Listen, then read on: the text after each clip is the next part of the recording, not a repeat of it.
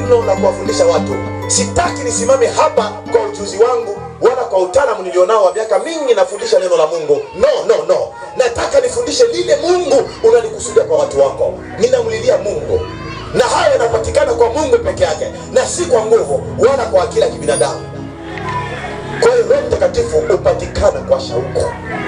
Pokea shauku ya kusoma neno kwa jina la Yesu. Pokea shauku ya maombi kwa jina la Yesu. Pokea shauku ya kuwa na nguvu za Roho Mtakatifu. Haleluya. Mtu mwenye shauku Mungu hawezi kumwacha. Mtu mwenye shauku, heri wenye njaa, unaelewa njaa? Yaani katika usiposoma neno hauko salama. Usipokuja kanisani hauko salama. Unatamani atusikie neno kutoka kwa mtumishi wa Mungu.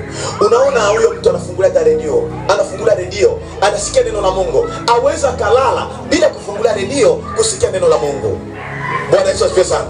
Hiyo inaitwa njaa. Pokea njaa kwa jina la Yesu Kristo.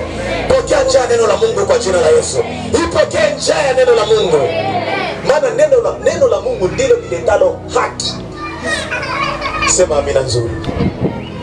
Ni msingi namba 1. Hebu naomba nikuandikie, usome, andika maelezo. Andika